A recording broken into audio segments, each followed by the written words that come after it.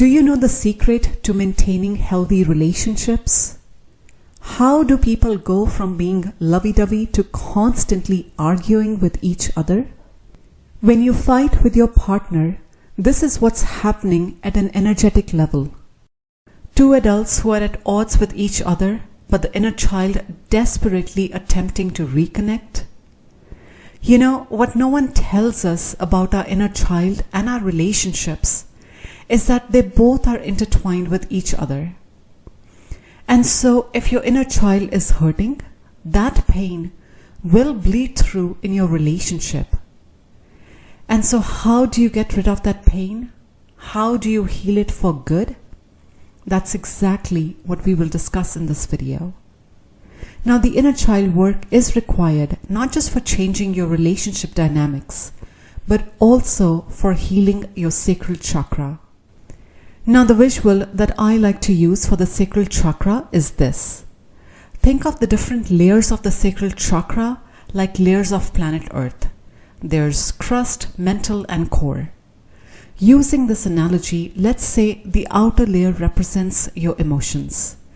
The mantle represents your relationships with others. The outer core represents your subpersonalities, and the inner core, your inner child. And of course, there are many other themes connected with the sacral chakra, but for the context of this video, let's stick with this basic model for the sacral chakra. Now, your inner child is the child aspect inside you, and it forever stays with you no matter which stage of life you are in.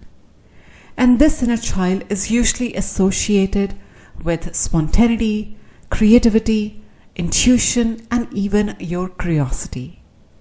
Now, this inner child part includes all stages from newborn to infant, toddler, preschooler, school age, teenager, and then becoming a young adult. However, the first 7 years are the most critical because this is when your core patterns get formed. Now, the reason why the inner child work is necessary, especially for your relationships, is because your inner child holds the blueprint of every single relationship, including the one you have with yourself. Now, unlike animals, a human child cannot survive on its own. And so it makes most sense to talk about inner child in the context of parent-child relationship. Especially in the first 7 years of life, children are most vulnerable because they are dependent on adults for their survival. Now, just like adults, children also have physical, mental, emotional, and spiritual needs. At a physical level, you need to have a safe house, enough food, and clothes so you can grow physically. At a mental level, you need access to books, school, education, and knowledge so you can grow intellectually. At a spiritual level, you need connection with the divine and higher power that you know will guide you through your life. And let's say for some reason growing up you didn't have enough toys or books. Chances are you will have a visceral memory of things you didn't have, primarily because these are all tangible things. Now, moving along to the emotional needs. These include the need to be loved, to be psychologically seen and heard, acknowledged and validated. And from a social standpoint, a child needs to know that they belong to a family and a community.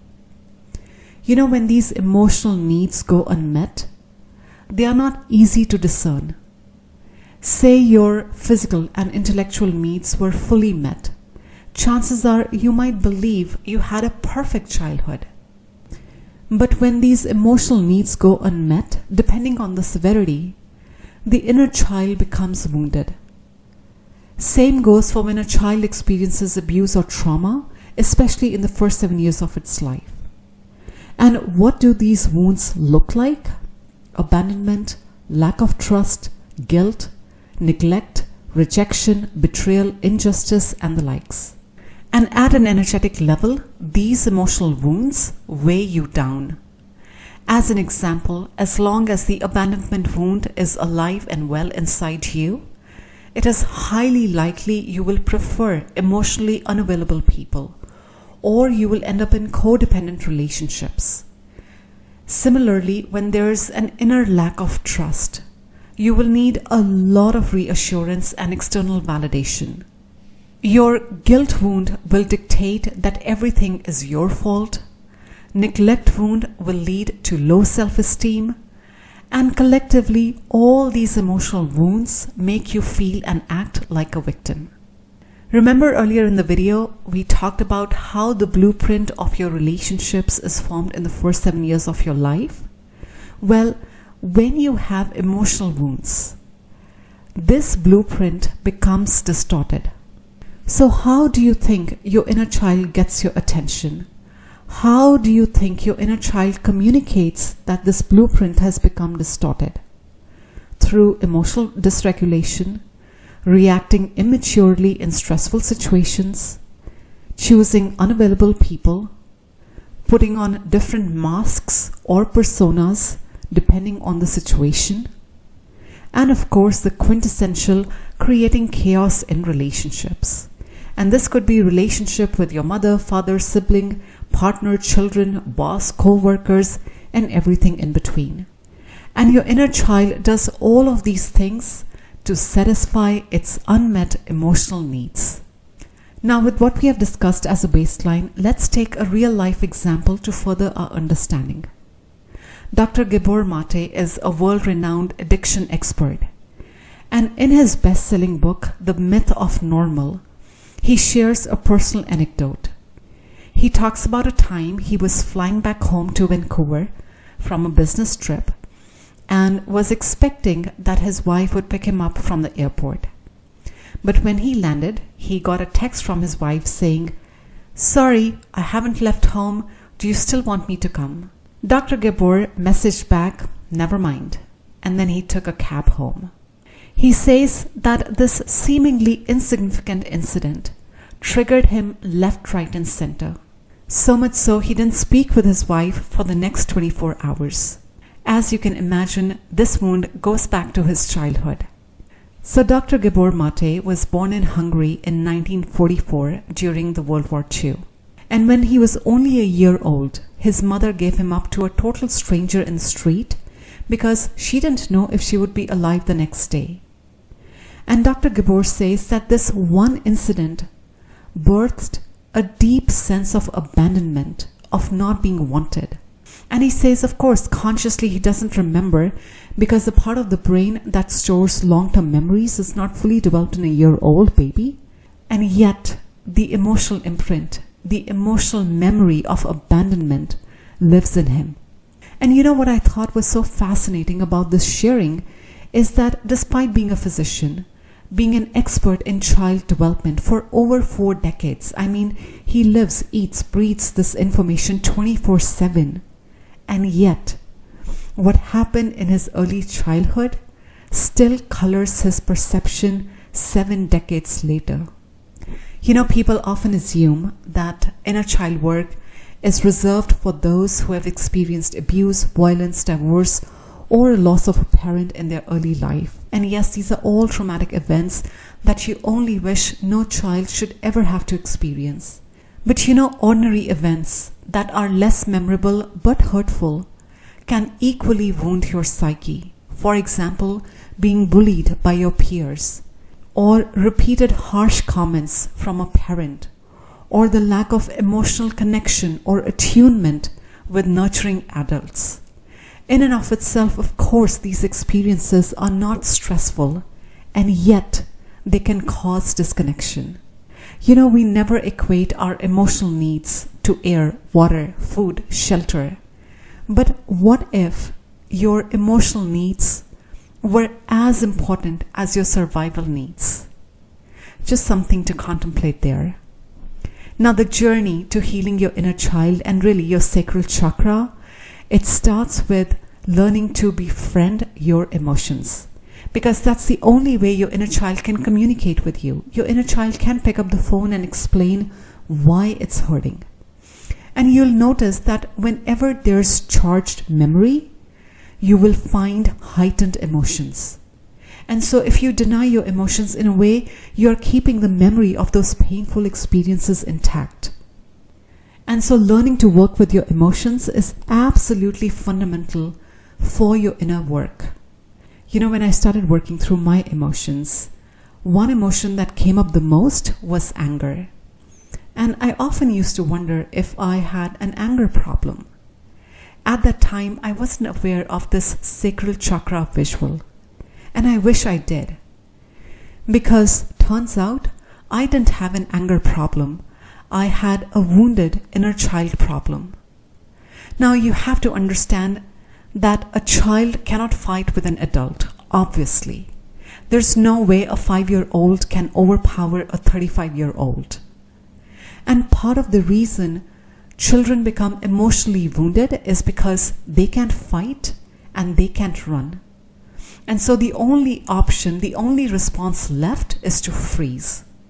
And so their nervous system really becomes frozen in time. And so, when you start working with your inner child, you will need to reassure your inner child that you're not going to abandon, ignore, hurt, dismiss, or even devalue him like his biological parents. Chances are you treat your inner child like your parents treated you. And yeah, that would have to change. But as you start to spend time with your inner child and shower him with unconditional love, with unconditional attention and presence, there is no reason why your inner child won't respond. Now let's go back to the visual for the sacral chakra. Think of your inner core, your inner child, as gold. And reconnecting with your inner child is like mining for gold. Really, it's as simple as that. So how do you excavate the dirt? How do you get to the core? Well, you connect with your inner child by doing things that you enjoyed as a kid. Reflecting on your adult patterns and discerning, okay, which of my needs were not met? You connect with your inner child by learning to reparent yourself, ensuring that your physical and emotional needs are always met, being kind to yourself, especially on days that are challenging. Exercise can be supportive for your inner child work, and so is engaging in activities where you get to express your emotions. For example, singing, painting, dancing, coloring, doodling, or even playing an instrument. These are all excellent tools for expressing your emotions. When you sincerely commit to healing your inner child, the quality of your relationships will exponentially improve. It will be so much easier for you to let go of dysfunctional people. Communicating your wants and needs will become effortless. But most of all, you'll finally get to experience healthy, progressive, soul-expansive, and nurturing relationships. And you just might wake up one fine day and realize you were never the problem, or that you're just not afraid anymore. And most of all, that you are worthy of the same love and kindness you give others. So really, the best advice I could offer is that, healing your inner child is a feeling phenomenon. You can read hundreds and thousands of books and educate yourself, and yes, that's a great first step. But the implementation is where the magic is. And remembering that your inner child lives in the second chakra, in the sacral chakra, and the only language it understands is the language of your emotions. And in my experience, healing your inner child, it's one of the bravest things you can do for your well-being, for your mental and emotional health. And this is the work that you can't outsource. Only you can heal your soul, and it really starts with healing your inner child. Now, I hope the suggestions in this video are supportive in your healing journey. If you would like to research further, I've linked a few books and articles in the description below. Feel free to check them out. In addition, I've put together a mind map of all the key pointers I shared in this video. If you would like to study it further, you're welcome to download it. Again, the link is in the description. As always, please only take what resonates, discard all the rest. Thank you so much for your time, and I will see you in the next video.